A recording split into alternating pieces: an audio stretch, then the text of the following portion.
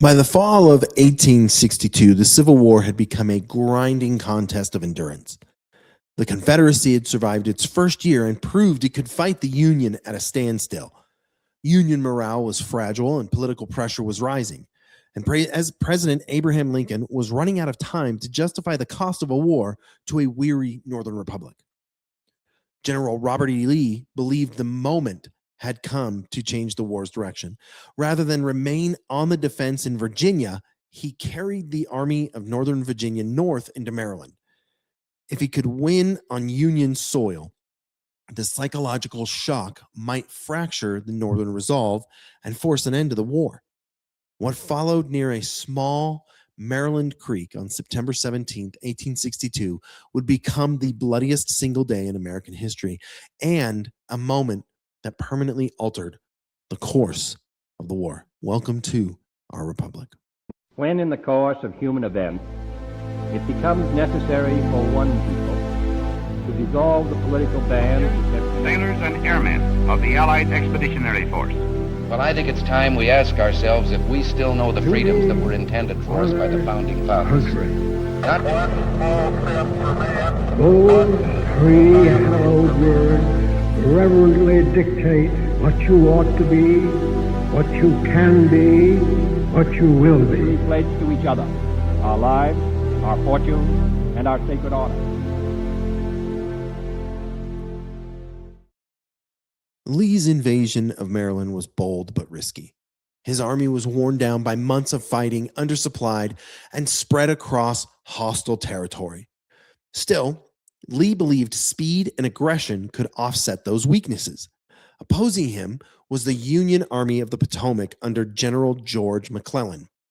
McClellan was meticulous, methodical, and deeply cautious, often to his own detriment. He believed Lee's army was far larger than it actually was and hesitated to strike decisively. Then, in one of the most extraordinary accidents of the war, Union soldiers discovered a lost copy of Lee's Special Order 191. Wrapped around cigars, it revealed Lee's troop movements in exact detail. For once, McClellan knew precisely where Lee was and exactly how vulnerable he was. But hesitation still ruled the day. McClellan delayed, allowing Lee time to regroup near Antietam Creek, just outside the town of Sharpsburg. The opportunity for a crushing blow slipped away, replaced by a massive head-on confrontation. Antietam Creek was not a dramatic landscape. It was narrow, shallow, and bordered by farmland fences on low ridges. What made it deadly was not the terrain, but destiny. Tens of thousands of men would be thrown into confined spaces, fighting for the same patches of ground hour after hour. There would be no sweeping maneuvers, no elegant strategy. The battle would unfold as a series of brutal collisions, each one trained the armies further. In the morning, this is where at the Cornfield and Dunker Church, the fighting began at first light on September 17th. Union forces attacked Lee's left flank through a sprawling cornfield owned by David Miller. Within minutes, the corn was shredded by rifle fire and artillery, visibly dropped to almost nothing. Units advanced blindly, firing at muzzle flashes and shadows. The cornfield became a killing ground. Regiments entered strong and emerged shattered.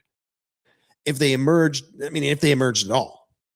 That same ground was taken, lost, and retaken multiple times as both sides fed men into the fight. Nearby stood a small white Dunker church, which became a focal point of the battle.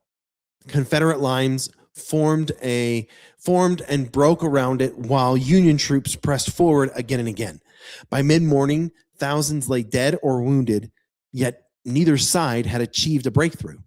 The ground was carpeted with bodies, but the battle was only beginning.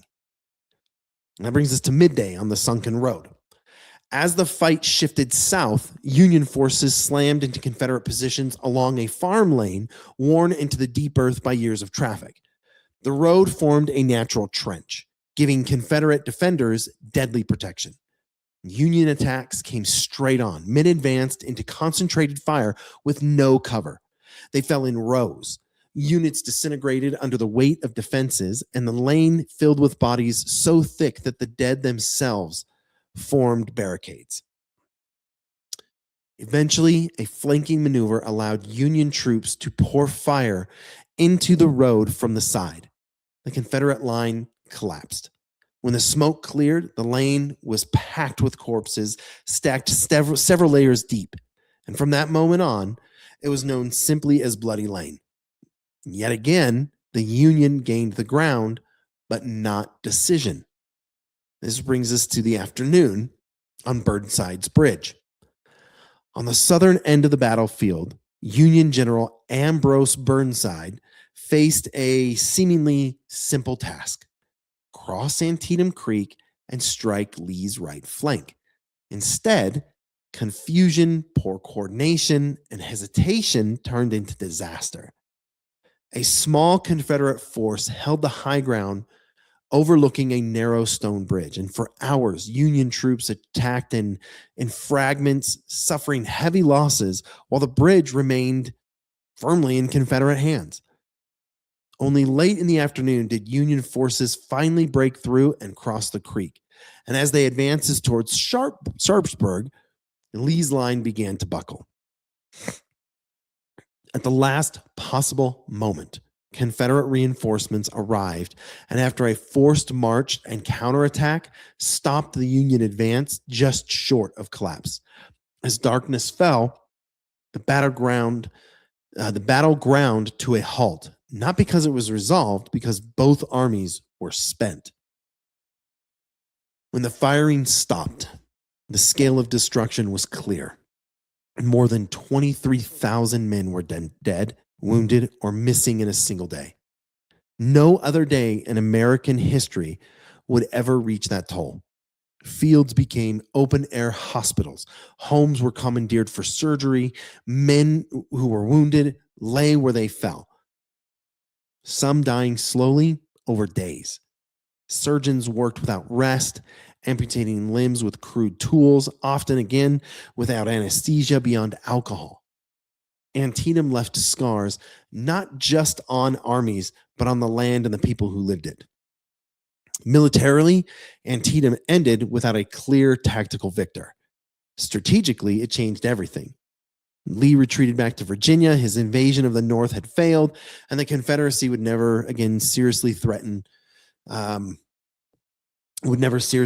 Union territory on that scale. For Lincoln, it was the opening he had been waiting for.